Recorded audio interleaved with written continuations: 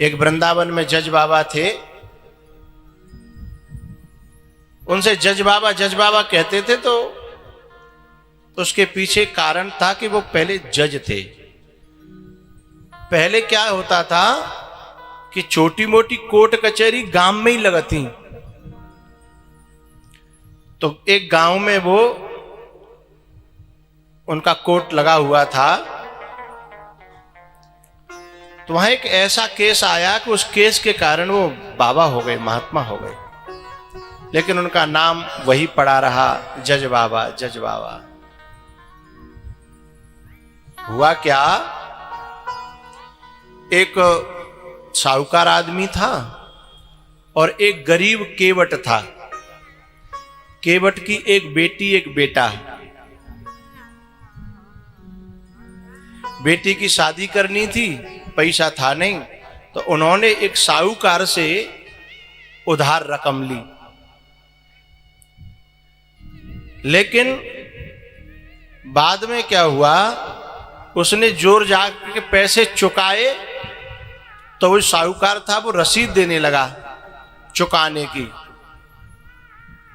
लेकिन हुआ क्या, वो सीधो साधो बेचारो केवट भगवान को भक्त, भगवान को बड़ो प्यारो।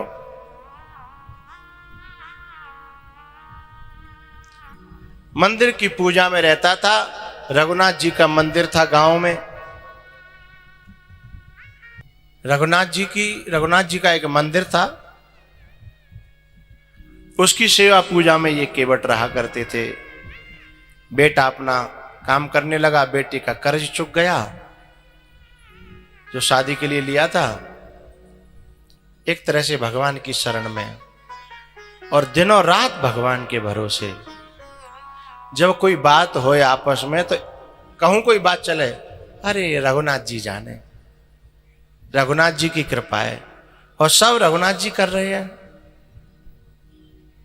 राम जी का मंदिर था, उन्हें रघुनाथ जी कहते थे वो। एक दिन क्या हुआ, एक सम्मन आया।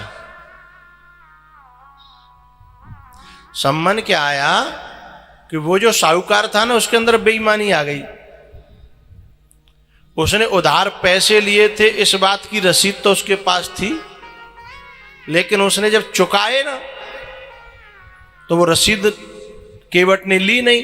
अरे बोले विश्वास वाली बात है, और हम तुमको ये अलग थोड़े ही हैं, ऐसे क्यों कर रहे हो। केवट ने यूं कह दिया,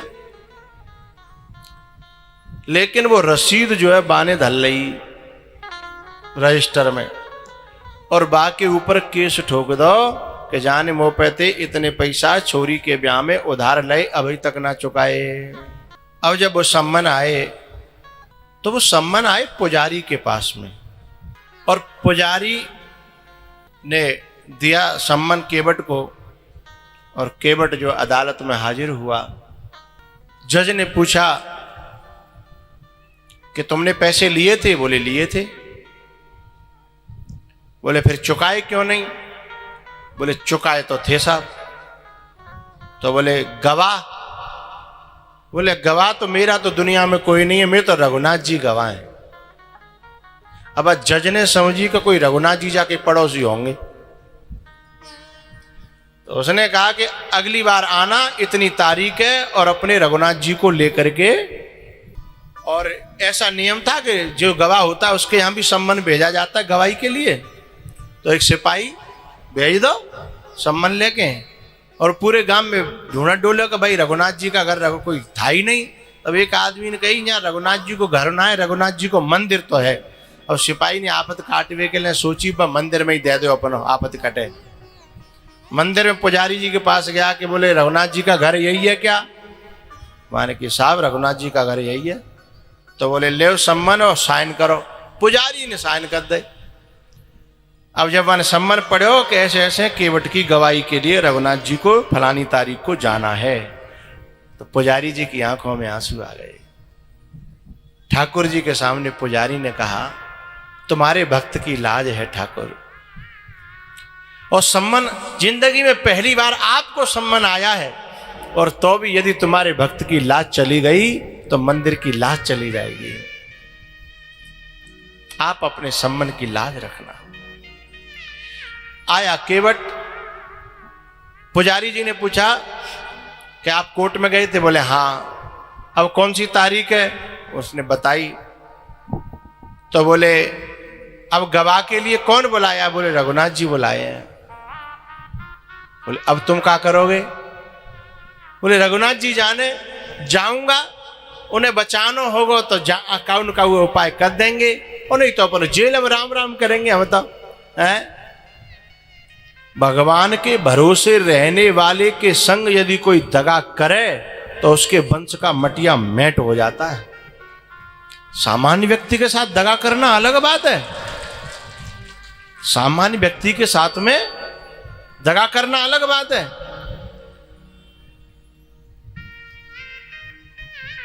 जिस समय भरत जी राम जी से मिलने जा रहे थे ना, तो रास्ता में केवट मिल गया और देवताओं ने सरस्वती से कहा कि कैसे हूं जिनको मन बदलो, और नहीं तो ये राम से मिल गए तो राम लौटाएंगे, हमारा काम नहीं बनेगा। सरस्वती ने कहा तुम्हारी आंखें फूट गई हैं देवताओं, भरत का मन बदलने की बात कर रहे हो? अरे तुमने पहले भी तो केकई का और मंथरा का मन बदला था। बोले केकई मंथरा का मन बदलना अलग बात है, और भरत जैसे राम के भरोसे रहने वाले भक्त का मन बदलना अलग बात है। दुनिया में रहने को जगह नहीं मिलेगी मुझे। यही बात बृहस्पति जी ने कहा कि लोचन सहसन सूज सुमेरु, 1000 आंखें हैं इंद्र तेरे, तो तुझे पर्वत राम का जो प्रेम का पर्वत है भरत, उसकी बुद्धि बदलने को कह रहा है। तो भगवान के भरोसे कोई रहे और उसका बुरा चाहे, बड़ा सोच समझ के कदम उठाना, नहीं जिंदगी बहुत बुरी बदतर हो जाएगी। पुजारी जी ने कहा रघुनाथ जी अब आपके हाथ में जा केवटा की लाज है, आप ही राखियो। समय आयो, केवट ने मंदिर में ढोक लगाई, रघुनाथ जी आप जानो, आपको काम जाने, आप जहां रखोगे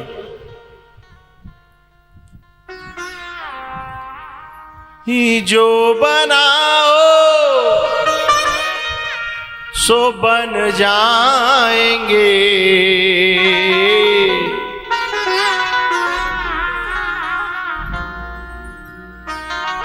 जो बनाओ सो बन जाएंगे, जहां भेजो वहीं जाएंगे। चाहे न्यारे रहे चाहे नियरे रहे, सदा तेरे ही गुण गाएंगे। हे ठाकुर, चाहे जेल में रख ले, चाहे घर में रख ले, चाहे जंगल में रख ले, चाहे खेत पर रख ले, चाहे दुकान में, चाहे न्यारे रहे चाहे नियरे रहे, सदा तेरे ही गुण गाएंगे। जहां भेजो वहीं जाएंगे। मेरी डोरी प्रभु तेरे कर में, चाहे जंगल में रख लो या घर में। चाहे जंगल में रख लो या घर में, चाहे जंगल में रख लो या घर में। उधर की आवाज हमें बहुत तेज आ रही है और हमें अपनी आवाज नहीं आ रही। इतनी आवाज हमें अपनी आ जाए तो आनंद आ जाए। मेरी डोरी, मेरी डोरी प्रभु तेरे कर में, चाहे जंगल में रख लो या घर में। चाहे जंगल में रख लो या घर में। हो ठिकाने पे अथवा डगर में, नाथ रखना अपनी नजर में। रख रखना अपनी नजर में। हम करेंगे वही जो लागे तुमको सही, हम करेंगे वही जो तुमको लागे सही, जिससे मन को तेरे भाएंगे। जहाँ भेजो वहीं जाएंगे, जहाँ भेजो वहीं जाएंगे।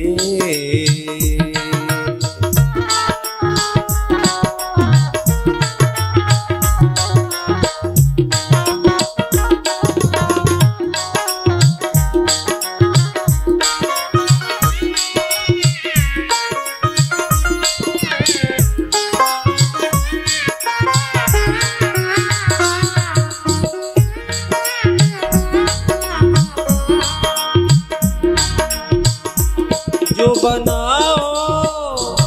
बनाओ सो बन जाएंगे, जहाँ भेजो वहीं जाएंगे, जहाँ भेजो वहीं जाएंगे।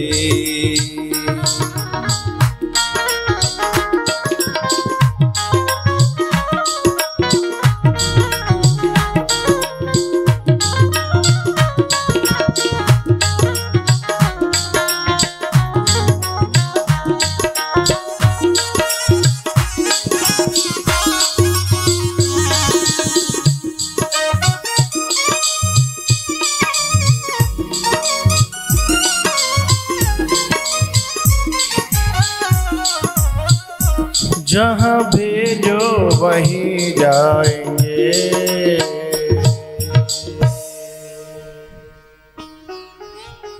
भैयाओ,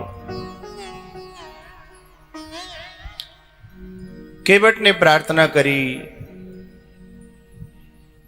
हे भगवान, आपकी इच्छा, चाहे जेल में रखो चाहे घर में रखो। गलती समझ में आ गई यार, जिसे मेरा बॉक्स समझ रहे थे वो उसका था। चेक करना उचित नहीं है। भगवान से प्रार्थना करी केवट ने और चल दिया। कहाँ? कोर्ट में। और कोर्ट में जाकर के हाजिर हुआ। आवाज लगी, हाजिर हुआ और उसने कहा, जज ने, कि तुमने पैसे लिए थे? बोले जी साहब, बेटी की शादी में लिए थे। बोले पैसे फिर आपने दिए? बोले दिए साहब। बोले कोई गवाह? बोले मेरे तो जा दुनिया में केवल रघुनाथ जी गवाह हैं और कोई नहीं है। तो वहां एक आवाज लगाने वाला होता है, उसने आवाज लगाई कि रघुनाथ जी हाजिर हो। इधर उधर देखा, कोई दिखाई नहीं दिया। केवट से कहा कि कहां है तुम्हारे रघुनाथ जी? अरे बोले यहीं होंगे।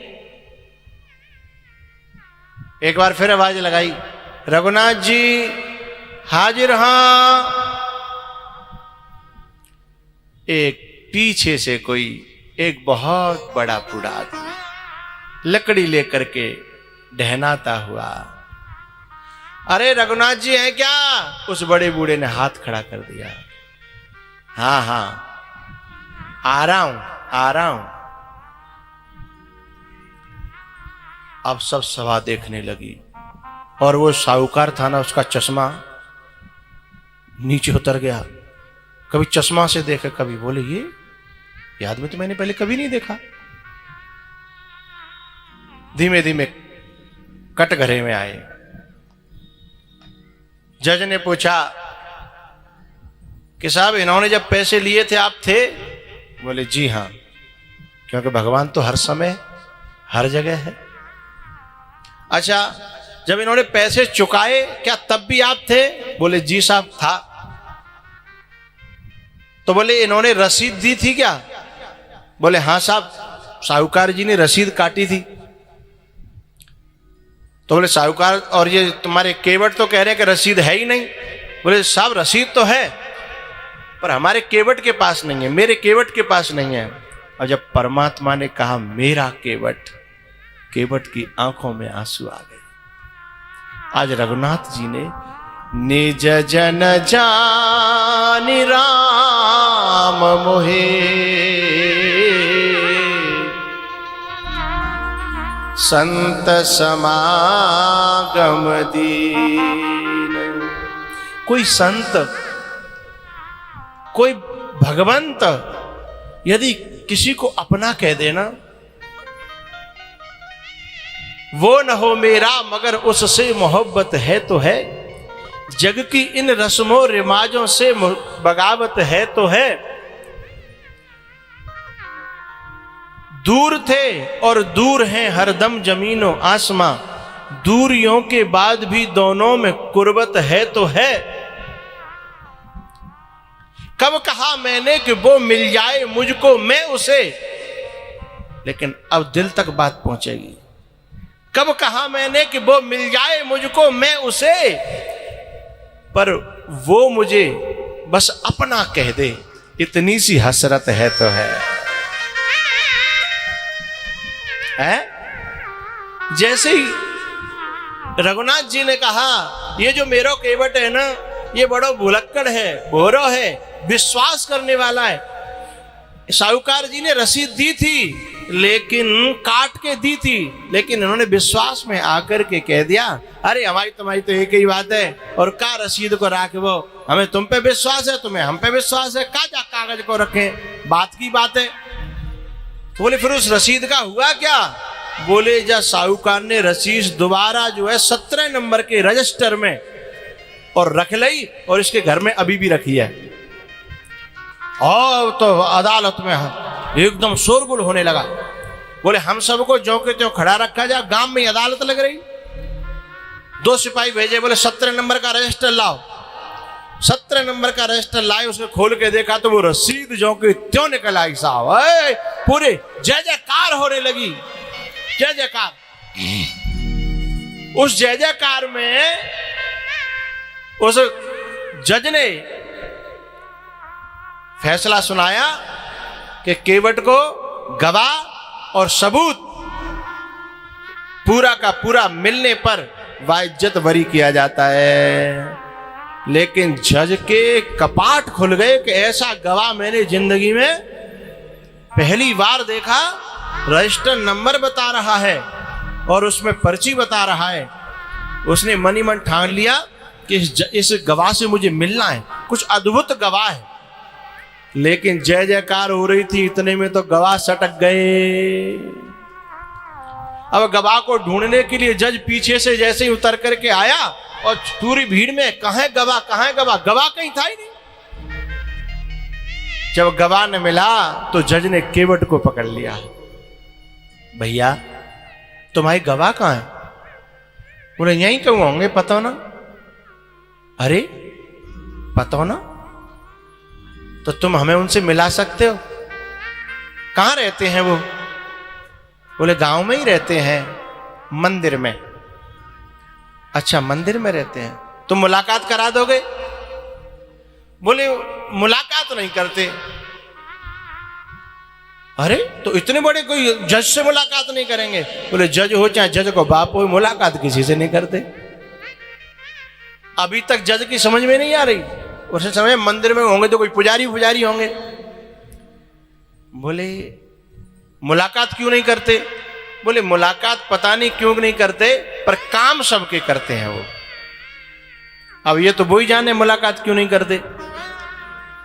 तो बोले कोई कुछ तो करते होंगे। बोले हाँ दर्शन देते हैं, वो भी टाइम टू। तुरंत बाकी कपाट खुल गए कि ये भगवान की बात कर रहा है और इसकी गवाही देने के लिए भगवान आए। जज तो था, पढ़ा लिखा था, उसी क्षण उसने इस्तीफा दे दिया जज के पद को कि जब ऐसे केवट की मदद भगवान कर सकते हैं तो फिर मोजा नौकरी करने का जरूरत है, मेरी मदद भगवान नहीं कर सकते क्या? और अब तो घर जाकर के रोने लगा। उसकी पत्नी बोली क्या हुआ, बात तो बताओ। और कुछ बोले ही नहीं।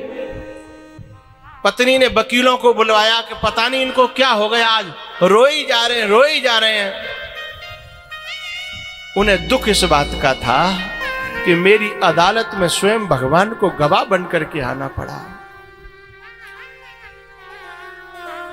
सभी वकील आए, एक आध जज आए समझाने के लिए। बोले तुम जज होकर के, इतने बड़े आदमी होकर के रो रहे हो, अरे बात तो बताओ। तब के जज ने रो करके बताया, शेष महेश गणेश दिनेश सुरेश हु के ध्यानन आते रहे।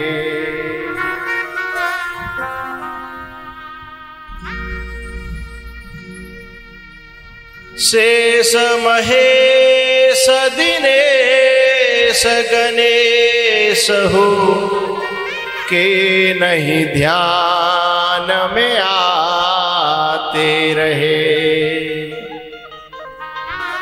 सोई विनीत अदालत में वो परमात्मा केवटा के गवाह कहाते रहे। सब वकीलों ने कहा कि ये तो तुम्हारा सौभाग्य है कि तुम्हें अदालत में भगवान आए और तुम्हें दर्शन हुए, ये कितने सौभाग्य की बात है, खुश होना चाहिए। तब जज ने कहा, सुख धो केहु दरस दिए को भयो, सुख धो केहु दरस दिए को भयो, दुख नाही न जो तज जाते रहे। मुझे धोखे में दर्शन है को जाबात की बड़ी खुशी है और वो छोड़ के चले गए जाबात तो कोई दुख नहीं है। पूरे फिर काय को रो रहे हो भाई? बोले दुख जाबात को है कि ऐसा मौका आयो और बा मौके पे मैं कुर्सी पे बना जज बैठा रहा,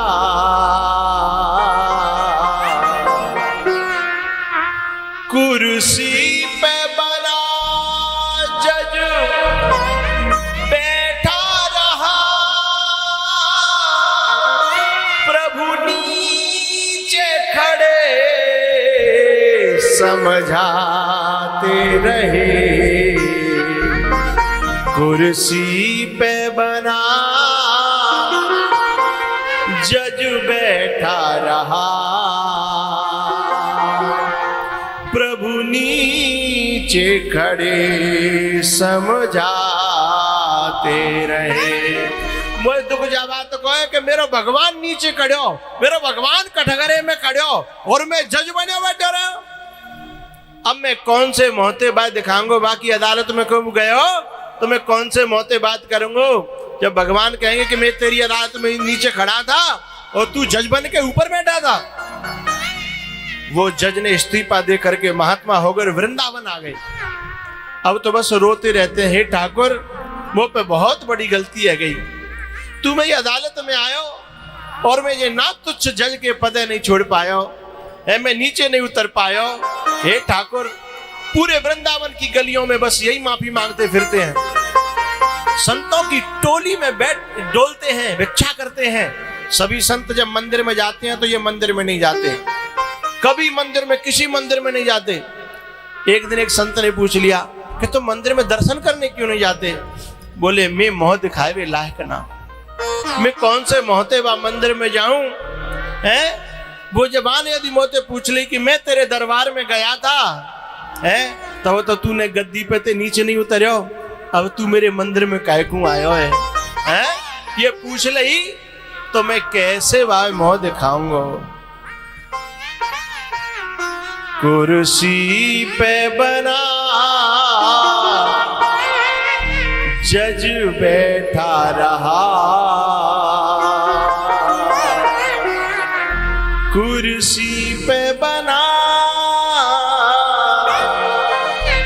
जज बैठा रहा, प्रभु नीचे नीचे खड़े समझाते रहे, प्रभु नीचे खड़े समझा